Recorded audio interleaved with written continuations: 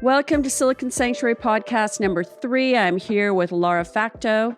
Lara Facteau is a nutritional therapy practitioner certified in nutritional therapies for neurology and mood disorders, as well as the GAP syndrome diet. She's had a private practice in Palo Alto for the past 6 years and has helped hundreds of people with digestive issues, weight loss, Crohn's disease, mood disorders, autism, cancer, metabolic syndrome. Most recently, she was featured in Better Nutrition magazine and joins us today to share her experiences and the benefits of nutritional therapy. Thank you. Thanks for coming and visiting us. Thanks for your time, and I really appreciate it. And, I've known you for some time, and a little bit of my nutritional journey has been, I'm an athlete, I'm a yogi, I'm a parent, and I most recently discovered nutrition as food for nutrition and for fuel and for medicine. And I think before that, I was very concerned, like many people, that are fit people. I was more concerned with my physical appearance, staying slender, trim, thin, low fat. But of late, as I've gotten more in depth in my physical practice, I've become much more interested in food for fuel and food for mental wellness, actually. So I know I've talked to you quite a bit about it, and I've experimented with all different types of lifestyle diets, not diets to lose weight, but lifestyle diets.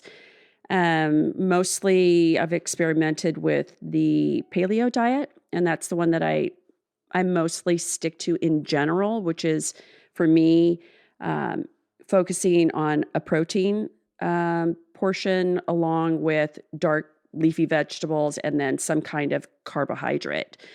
For me personally, I try to keep my carbohydrates low.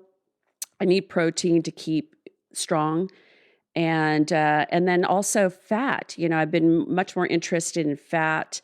I don't know a lot about the ketogenic diet, but I do know for me, for my mood and for energy and brain function, I really find that for me, using fat, particularly my first meal of the day, is really what I need for functioning.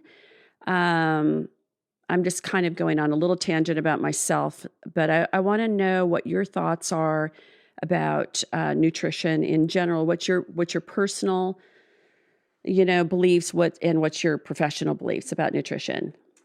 Great. Well, I'll tell you what's interesting is that nutrition is a hot topic today.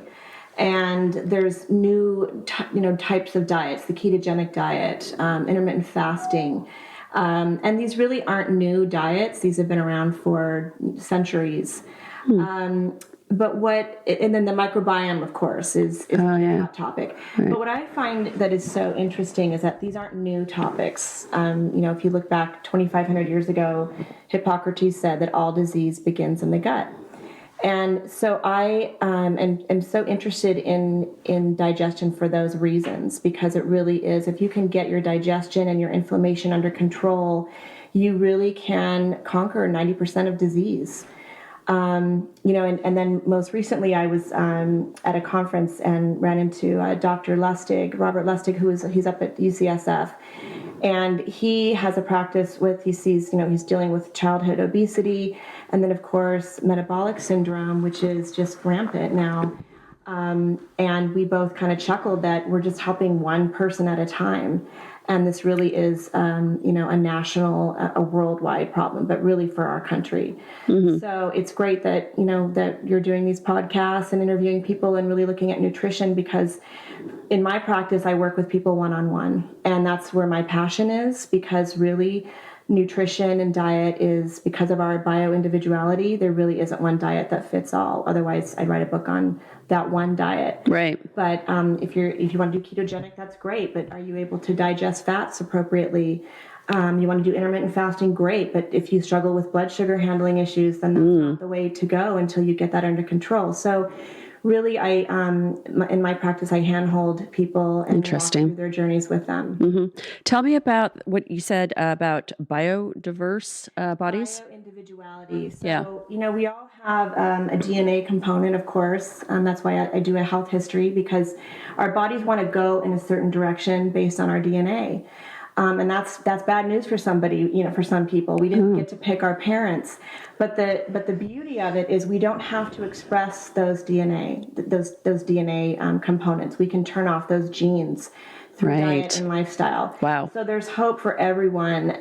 Just because you've had generations of heart disease does not mean you need to express those genes, but you are responsible to take a look at what your DNA wants to do and really have a lifestyle change and diet change so that you can turn those genes off. I like that. That's really exciting. So give me an example of how you could turn those genes off. Let's say I'm in a long lineage of people with heart disease, or I'm in a long lineage of people that are all morbidly obese. How does that work? And how long does it take once you get somebody on a program? Well, that's a loaded question because everyone comes to me, but when they come to me, it's because the doctors don't know really what to do with them anymore. There's just not any more help for them. They can prescribe, they can be on, be put on blood pressure medication, or they can be put on, cholesterol lowering medication. But when they come to me, we take a look at the whole person. We look at their health history. We look at their habits. We look at their food journals. We look at what their body's telling them symptomatically. And that points us to getting to the root of the cause. I love that. I most recently had a woman who everyone in her family, as far back as she can remember, has been on blood pressure lowering medication. We did a kind of a ketogenic, a low carbohydrate, but also mixed it with intermittent fasting. We did that for 2 months, and her doctor already has cut her meds in half. Right. And she's told her that if she stays on this path, as if it were a threat, that she may take her off completely. Now, that's a generational change, and that is what is exciting about really taking ownership of your diet and lifestyle. Right. That's really exciting, and I, fervently believe that everyone can have input in the way that their body functions, the way that their minds function. I'm really passionate about, people not succumbing to these stories that this is my lineage, these are my parents, this is my grandparents, et cetera, that people in fact can get information. Google's a great website, great resource, in addition to finding the best practitioners to work with them to start creating, different modalities, different ideologies, different lifestyle, different choices and practices and habits to start morphing their physiology. Would you agree that that's possible? Absolutely. Interestingly enough, studies show that we are living longer, but we're not living better. Oh, wow. Okay. So we're actually becoming more and more unhealthy. And really? So lifespan may be increasing, but quality of life is going down. Wow. Because we have people that are, able to sustain their bad lifestyles for longer periods of time. So, it really does matter what you eat. You are what you eat, and 100. Your DNA wants to do what your genealogy wants to do, but you can change all that. Yeah. So it's really that's what's so interesting about it. Yeah, right. That sounds so great. Tell me what your thoughts are about people that the argument is, I can't really afford to eat better. I think that's a huge problem in America. Especially with young people. I'm around a lot of 20-year-olds and 30-year-olds, and they don't usually have the money to afford, organic or whole foods. What would you say to these people that are, going through Jack in the Box because it costs $6 for them to get a whole meal? What would be your response to that? Well, this is a pretty radical approach, but there are those of us out there that are like, grow your own food. Wow. Why aren't we growing our own food again? And why aren't we investing in our local farmers? That's really important. What's expensive is not really food, it's medicine.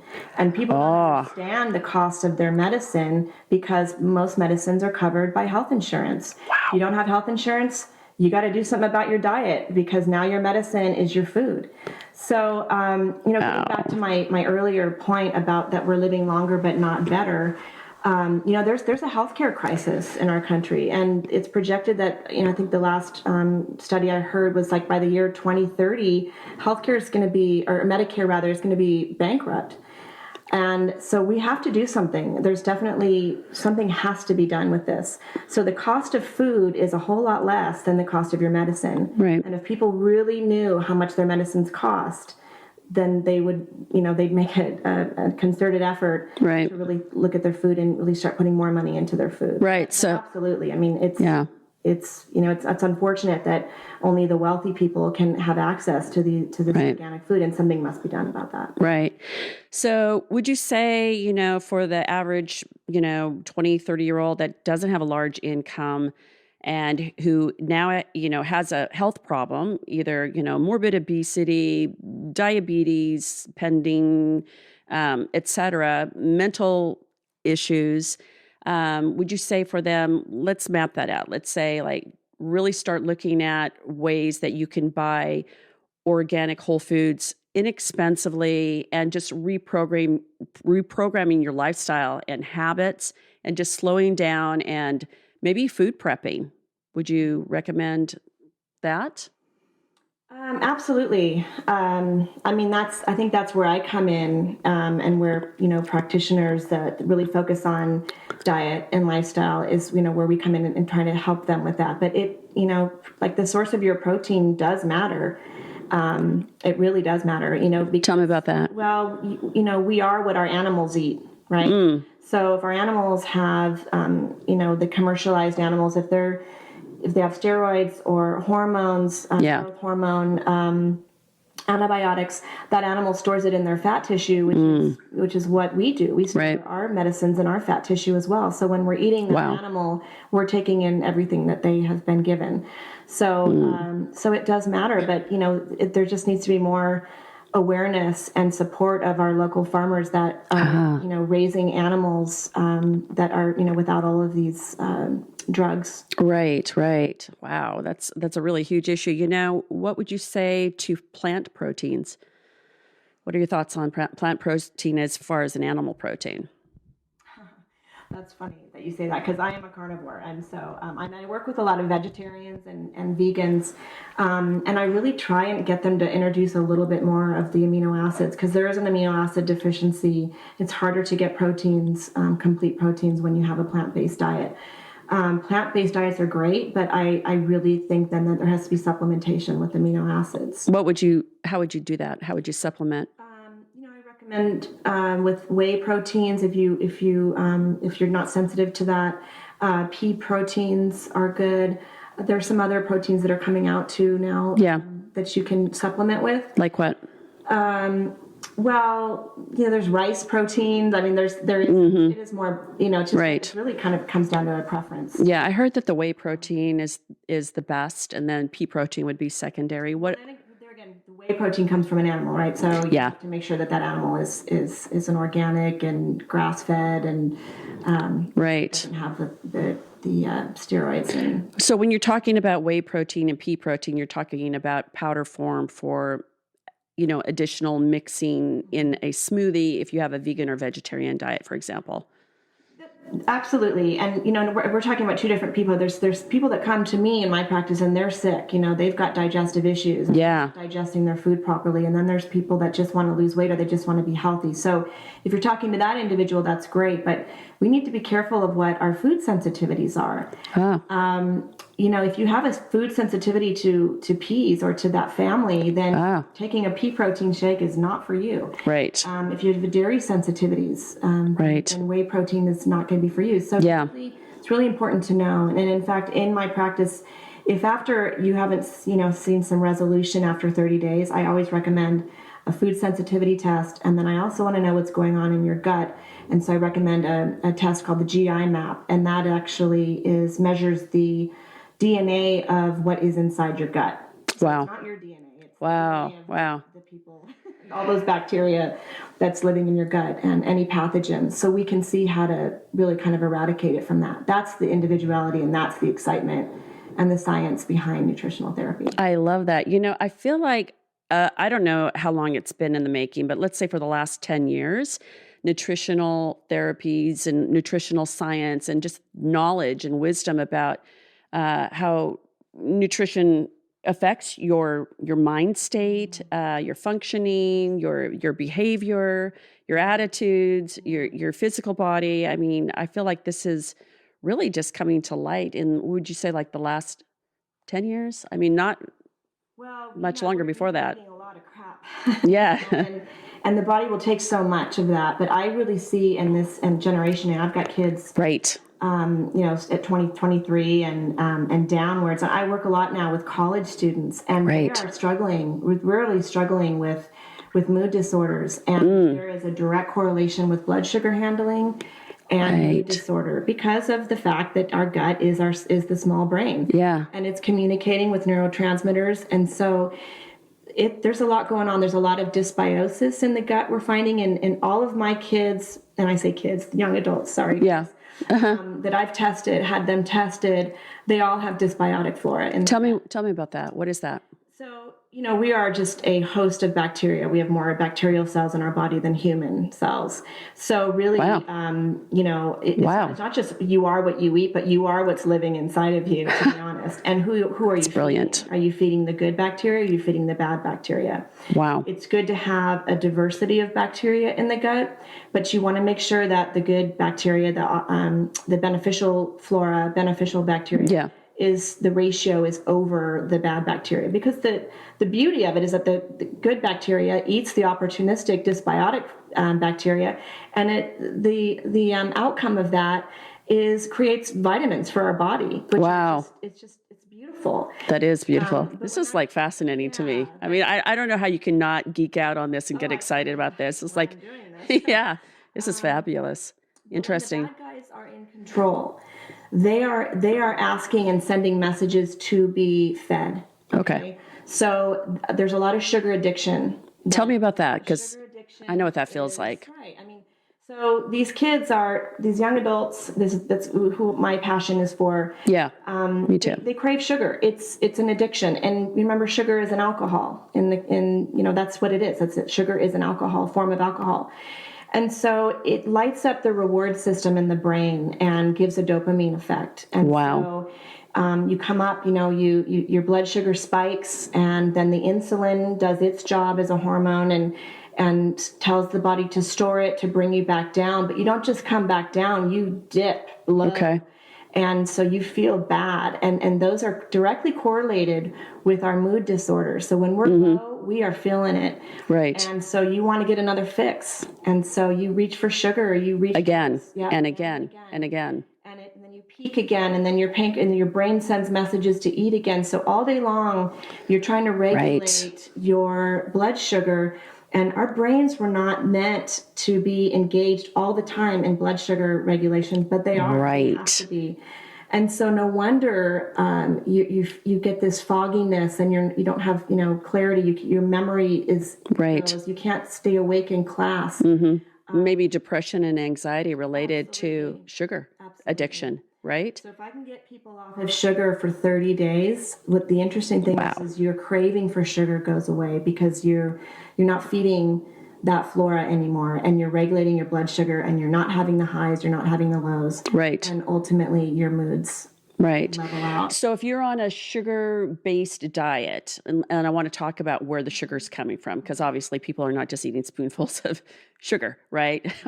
Well, let's talk about where the subtle, insidious, and secret places that people are ingesting sugar as well. But basically, it would be like the wavelength would be like this: sugar high, drop, high, all day long. You're just vacillating. So your moods also, your physical body's feeling a certain way, which is affecting your mind.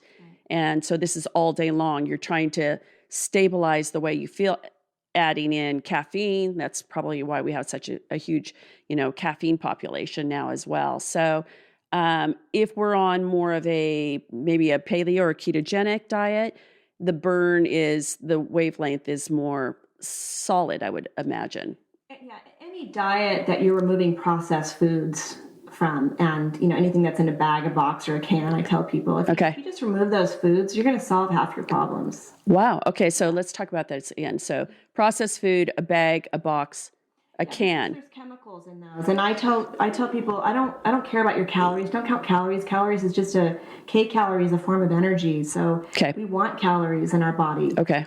We just want them to make sense. We want them to be nutritious and right. So if you take out processed foods and you're looking at carbohydrates that are complex carbohydrates versus simple carbohydrates, like which are your refined carbohydrates, those complex carbohydrates come with fiber and they come with, beneficial things. Okay. And they don't spike your blood sugar levels. Okay. The GI index on that is much lower than in simple carbohydrates. Right. So you want to get away from those spikes. Okay. Those peaks. So in essence, whole foods are anything that is not in a bag, a box, or a can, correct? For the most part, yeah. For the most part. Okay, so when you go to a grocery store, you're buying something that's not in a bag, a box, or a can. You're probably that could be a huge game changer in and of itself, right? Age-old, shop around the perimeter of the grocery store where you're in the produce section. Okay. The dairy section, the butcher. Just to shop around the perimeter. Okay, cool. Pretty much, Yeah, I think that's the way we used to eat well before processed food became such a prevalent thing. I wonder what era, what decade that was. What do you think? When was that? The Industrial Revolution occurred, and they started to, package food as they needed because there was food shortages, and so preservatives came into play. Chemicals came in to preserve our food, and where that was good because it saved lives. And Okay. It was Industrial Revolution. I'm trying to think. I think it was Industrial Revolution. Google it. Yeah, exactly. So the preservatives, where they comment below. Where they serve a purpose, I think they've done us more harm than good. Mm-hmm. For sure. Okay. All right. So it does seem to me like you could probably shop pretty inexpensively if you're just buying whole foods that are not fancy whole foods. I mean, but you have to be willing to prepare and to cook. That's right. Correct? That's right. So this is the problem with the young adults is, preparing and cooking. What would you say about that? That's the other thing is there's a kind of a dying art out there. We used to have home ec, in high school, and they would teach us basic cooking, and we don't have that anymore. And our parents aren't teaching us how to cook anymore. So I am teaching now these college kids. I'm saying, get a crock pot, get an Instapot, make foods in bulk so that you can spread out your meals. And I love that. Definitely, it's just, this newer generation has just they've got to kind of band together and figure this out because they're headed in a really scary direction because they've kind of lost touch with their food. I always tell people too, and it's very, very important to be mindful even just when you're eating. Sorry, this may be a little off topic. It's not at all. You can go off topic as much as possible. That's for the bag and the box. I tell my new little kids now, I tell them, don't eat out of a bag or a box because you're just taking it out and you're eating it. I want you to look at your food. So of course, that means turn off your screens when you're eating. Right. I love this. Do what Grandma said. Chew your food 10 times before you put another bite into your mouth. Okay. Be surprised now. When you're eating with someone, unconscious, mindless eating. Right, and people are inhaling their food. Chew your food because what your teeth don't do, your stomach has to do, and we don't have teeth in our stomach. So really use your teeth. 90% of carbohydrates is digested in our mouth with our secondary amylase. Wow, say that again. 90% of carbohydrates are digested in our mouth. So we do need. Did you know that? Food. That's crazy. And it's our saliva. So if we're watching a sporting event, let's say, or something on TV, the news even, which, you need to be in your parasympathetic mode when you eat. Okay. Tell me about that. Well, sympathetic mode is fight or flight.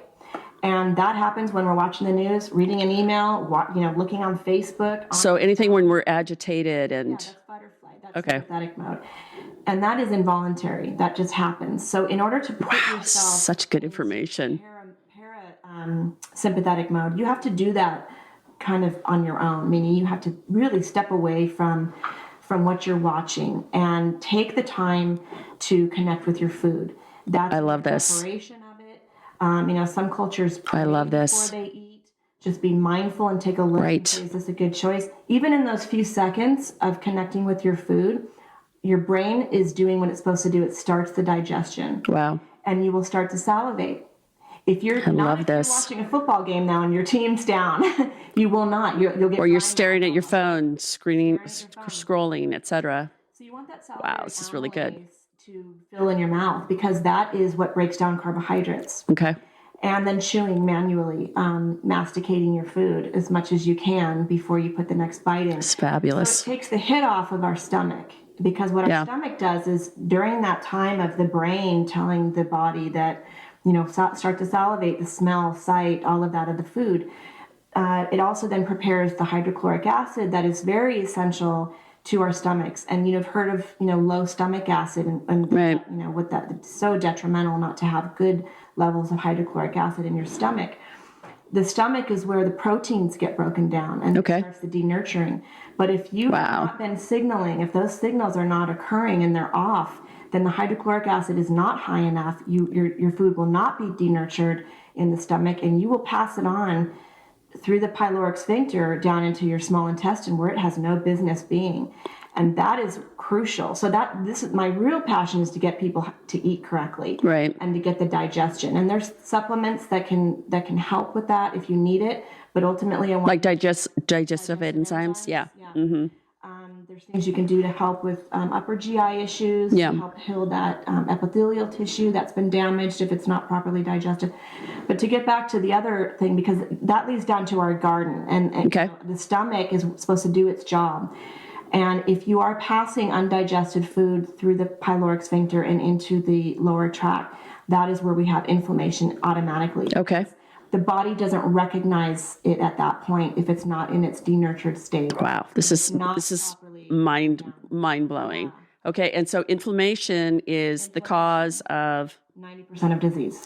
Right. Yeah. Cancer, big one. Well, absolutely. And then cancer. Just if you want to get on that topic, cancer is fed by sugar. So you want to fight your cancers, and we all have cancer in our body, but we have a beautiful mechanism to, decode it and metabolize it. So cancer is fed by sugar. Absolutely. Yeah. It's the fastest form of energy. The body loves sugar because it's the really easy. Glucose is what it's broken down to in the body. The body loves glucose. It's cheap energy. I tell my colleagues, it's like taking out a cheap date. Wow. I mean, it goes fast. Right. And so with the glucose, that's we're going to go all these different topics, but no, I love this. That's what we're here for. Weight loss. Stop eating glucose. Yeah. If you don't have glucose in your body, it doesn't trigger your insulin. Insulin is the body's hormone that tells the body to store. So, so I kind of switched topics there, but no, this is great. Cancer, and they're doing research now. I don't want to quote anything, but there's lots of research being done that you can keep cancer at bay if you just cut out sugar. Okay. So starve the enemy there. So really, we talk. I feel like we talk so much. I have so many. Wow, you're just such a wealth of information. You're very actually humble. I've known you for a long time. We really haven't had this conversation, and it's really you're just a wealth of information. I really appreciate that, and I know the viewers will really appreciate it as well. On the topic of cancer, on the topic of mood disorders, I mean, these are huge topics that are really in epic proportions, I feel, in the United States, particularly. And so I find that if we're talking, we need to talk more seriously about the awareness about nutritional health. We talk about the environment so much. We talk about, all these things that are very important. The environment is very important. Gun control is very important. Mental health is clearly very important. But if this is, getting down to one of the root causes, would you say that be a huge part of it? Oh, definitely. Yeah. So it's an epidemic. Yeah. Sure. I mean, childhood obesity, I think, is now the largest disease in children to date, and that's just terrible. It's terrible. That's shocking. Type 2 diabetes in children, when we never saw that before. In the United States, though. We're talking about the United States. We're not talking about globally, correct? Globally, there they're seeing this as the Western diets moved into other countries. They are seeing that too. I'm going to put a little plug in here for dietdoctor.com. Okay. Is Yeah, do a that. group of doctors that got together. When you're working with socialized medicine in other countries where they just, I mean, they want to get away from kind of putting people on drugs. Yeah. They are addressing diet, and they're doing it, the dietdoctor.com, I think if you can go on and they'll give you all of the podcasts. They've interviewed thousands of doctors and nutritionists all over the world, and there's just a wealth of information. So yeah, you can learn all about so that. dietdoctor.com. All about getting sugar out of your diet. It really is the white devil. It seems almost sinister that we're treating symptoms with pharmacology. We're treating symptoms with antidepressants and, diabetes medication. I'm not, put your thumbs away. I don't know anything about it, but I'm just saying, let's get to the core and stop treating symptoms with medication, big pharma, big pharmacology, just spending our lives taking pills while we're refusing to take accountability about nutrition. So that's, I feel like that's really needs to have a cultural shift. And then we need to talk about that. How would you suggest that could happen? Centuries ago, you'd have like the family doctor that you grew up with almost. I mean, and that doctor would know your grandparents or, your parents. And so they would have a health history already, and they would look at the whole person. We have a lot of specialized medicines now. You go into a specialized medicine. And so to look at the whole person, I mean, in fairness to doctors, they just don't have time to sit there and say, show me your food journal, and they just don't have time for that. They want to help. Right. They want to, help you with your symptoms. That's where pharmacology comes in.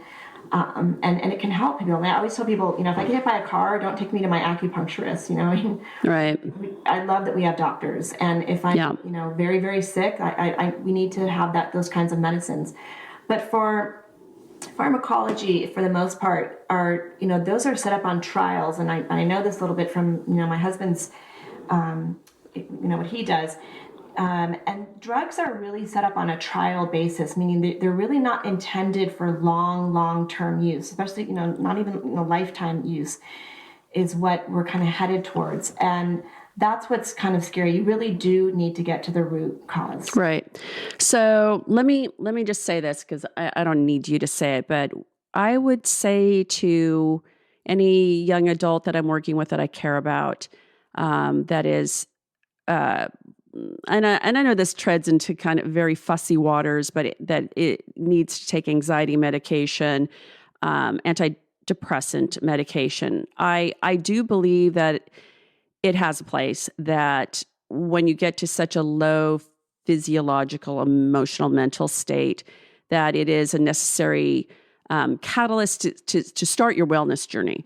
But I would say, as you just said, that it should be, I would hope that it could be, let's say not should be, but could be temporary, that you start working with figuring out what's going on with your physical body, figuring out what your food sensitivities are, figuring out what your nutrition is, figuring out what your sleep cycles are, figuring out what else you're ingesting besides food, what you're looking at visually, as far as, social media, and what you're intaking, what you're watching on television, the types of people that you're around, the environments that you're in, taking in account all of those things to start to heal yourself. Would you agree with that? Yeah. Really regulating blood sugar is my number one priority when I work with these people that are on these types of medications and have these types of mood disorder. Really regulating your blood sugar is step number one. Of course, good. I love this. Because of that, you have to look at your sleep. We are sleep deprived. Yeah. And screen time, I know that sounds like such a I don't know, it just sounds so old. Yeah, right. Screen time. So baby boomer. But it's just so true. I mean, it is environment and it's lifestyle, and number one, regulating your blood sugar. Number two, making sure you're getting enough sleep. Okay. Plug your all of your phones and your computers, plug them outside of your room. So preferably like in your bathroom where you can close the door, because of the energy. And just really looking at being mindful. But diet is, I think, is number one. Number one. Number one is diet. Wow. I love this. I love pragmatism. I like being able to take action, and I like people being able to have tools and to be proactive. So if you said, to a large population of young adults that I work with, your nutrition, number one. What is your sleep? Number two. Number three, what environments are you in? What are you ingesting in a visual way? What are you listening to? And what kind of people are you around? What kind of activities are you doing? I mean, to me, that seems very pragmatic. If you really want to feel better and be healed, I know a lot of millennials, Gen X, Gen Y, et cetera. They're very interested in healing, So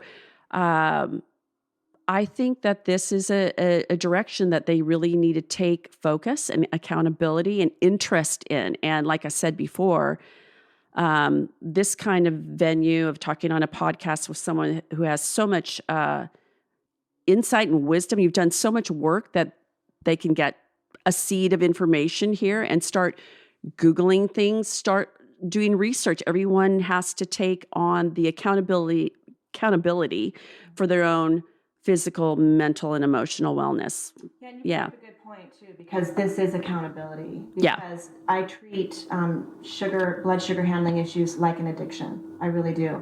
And I walk them through 30 days. I have them keep a food journal because I want to see. I check in with them every week. We have a face-to-face so I can physically see them. It's a lot of time and energy, but if I can get them through 30 days, they're good. They're golden. And they ask, great questions, and they're no longer, craving what it was that was actually feeding their disease. Wow, I love this. Accountability, that really is everything. And I feel like, we're in such a place of easy accessibility to information now, where, generations before, it wasn't so easy to access information. So people can be empowered. Young people that are interested can be empowered. I keep speaking on young people, but people of all ages. Yeah. It's never too late to start, right?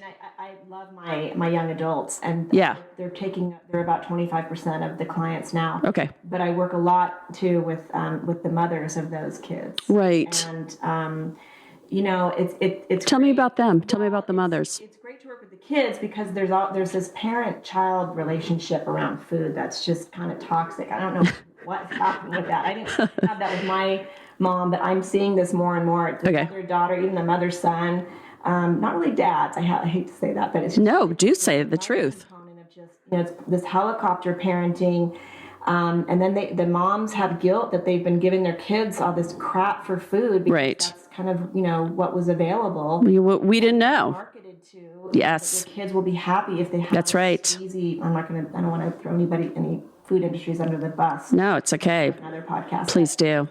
But, so to detach that relationship with the parent-child, that's actually been good, especially with these kids go off to college. Yeah. And the parent can now say, I don't know, honey, maybe talk to your nutritionist about that. Yeah. They can kind of disengage and talk on other topics. Right. But no, I mean, I've got a lot of women too that are, over between 30 and 55, 60 that they're really battling depression. Mm-hmm. And they're the easiest ones to help. Really? Fabulous. They're the most compliant. I don't know why. Wow. I don't know if it's like a midlife crisis issue or what, but you know what? That's shocking. They're so, it's so exciting to work with that age group. I really do. I mean, first of all, I'm in that age group, and so I can relate to everything everyone's going through. Yeah. But I just think that the personal connection, when I make a connection with someone and they start getting better within 5 days, they're feeling totally different, a total shift in how they feel. No, it's just a life-saving. It's life-saving. I'm. That's why I do it. And I just to let you know. It's passion. You love it. Advertising. It is all friend, family, friend. It's all referral because people are feeling good, and all they're doing is all I'm doing with them is walking them through getting them off of sugar. And I hate to make it so simple, but it is simple. Yes. It really is. Look at your energy source. That is the key to why you're feeling the way you do. Fabulous. I want to talk a little bit about what you talked about, the relationship with parents to their children. I know you kind of danced around that. It's a little triggering for some people, but I think it's important to really pinpoint these things that are uncomfortable for people. I love lecturing on conscious parenting. I will say that the entire time that I was raising my kids, I was not focused on whole foods. I was not focused on organic or looking at their food sensitivities, any of that. I was shopping at Safeway, which is probably not the best food market. I'm sure at any store you could find healthy foods if you're looking for it. I was doing a lot of packaged foods. And I'm sure that a lot of the mood disorders that I saw with my children were directly related to nutrition. Now, they're older and wiser and doing their own studies and getting their own information. I've got 2 that are staunch vegans, philosophically based, I would say mostly. But I would just like to encourage the new generation of parents that are now, raising kids. What would you say as far as those relationships? You kind of alluded to a little bit about what's going on. Are they fearful about the appearance of their children? Is that what this is about? Honestly, as a parent, I think we're really focused on the happiness of our children, really, right? And if they don't love think this about themselves, they're sad, and we don't. Yeah. They always say that age-old saying, "A mother is only as happy as her saddest child." It's true. It's hard to watch our kids experience pain, but this is another topic. But pain is part of life. And we sheltering our children from pain we're really doing them a disservice. Wow. And so to get away from trying so hard to make our children happy and to make sure they have everything that they want, that's a slippery slope, and it leads to some character building issues, if you want to know the truth. Wow.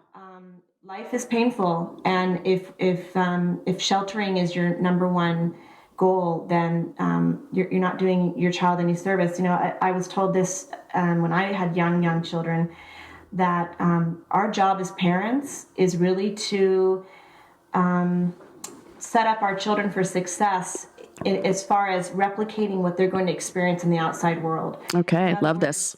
When you break rules in the outside world, there's consequences for it. Right. When you do good unto others in the world, there are benefits to that. Yeah. And that's pretty much it. Taking those and modeling that is right. I think essential. Right. But the sheltering that has been done to our children is, I think when they get to college, they're in a lot of pain. They totally agree. They don't know how to deal with pain. They don't know how to deal with rejection, failure, disappointment. Yeah. There's a real resiliency issue, right? Yeah. Because resiliency is something that you don't acquire, but you actually earn it by building. It's something that you build, right? And so if we're sheltering our kids so much, controlling them, not letting them have full experiences of disappointment, failure, loss, let them, become interested in taking care of themselves as well. That's one thing that I feel I was unconscious about. I took so great care for them that when they left, they really were in the wild, wild west of self-care. So that's where I have come into some people's lives as teaching them how to cook from over FaceTiming, and how to use their Instapot, how to use a crock pot, how to throw a chicken breast in with some some herbs and some broth and stuff in the morning before class, so that they have got something to eat when they get back. I love that. I had to write letters to sororities to allow them to have their crock pot in their room and dorm. I mean, it's wow, really wow, that's cool. But that, to me, just to get back to the food component, I think that's the biggest disservice is there's a disconnection, even in our generation. There's a disconnection between us and our food. We have a grocery store. We go to the grocery store. We get the food, or we just go to the restaurant. So honestly, and I haven't done it either. It's on my New Year's resolution list. Is to grow our own vegetables. We should be growing our own food. Yeah. Because some people live in apartments with no land. You can have a box outside. If you can have a window and a box and some soil, you can grow vegetables. Okay. And so anyone can do it. But that's just, it's kind of a step in that direction. No, I love it. I'm giving you a little bit of pushback because I can just hear people. Please do comment about it. Please do write about this. But one last topic, and I know this is going to throw a big loop, that I think is important about nutrition. How would you speak to, I feel like it's so much more disclosed now because we have social media. And I know a lot of young people that have food disorders. So we didn't really call it, in my day, food disorders. We just had a lifestyle of the way we refused to eat, so we would stay thin. We would starve ourselves so that we would be attractive to others. Anorexia, I don't know, about bulimia. I mean, I wish I won't say that, but I knew nothing about it then. But I know that boys as well are involved in these issues too. In general, I know you're not an expert at this, but what would you say? What would you be advising on this topic? So, those issues are mental disorders. Okay. Okay. And so that's why I think it's crucial to look at the gut and to see what's going on. So it's chicken, egg, chicken. So you could have just said those are mental disorders. Go talk to somebody about your thoughts and your feelings. But you're saying that physiology is creating this mental disorder. Wow. Yep. It's a chemical imbalance. Wow.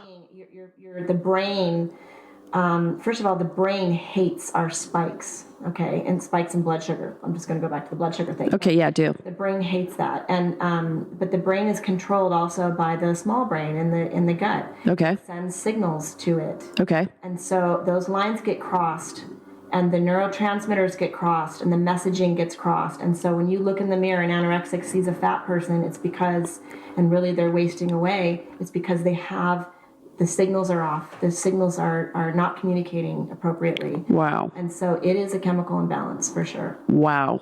That really, I did not expect you to say that. And that really puts things into perspective and also gives you great hope. Yeah. For me, I hear great hope because I hear fix your nutrition, fix your mental state, fix your depression and anxiety and eating disorders and potentiality for diseases and cancer. And I mean, that's what I hear. I hear great hope. Yeah, I love that. It all begins in the gut. High five on that. Thank you so much. If you enjoyed listening to that, please subscribe and please post your comments, any and all of them, intelligent, insightful questions and comments. And I really want to thank Lara Facteau from, can I say the name of your business? Absolutely. Palo Alto Nutrition, and look her up. And that's great. Thank you so much for your time. I really appreciate it. All right. Thank you.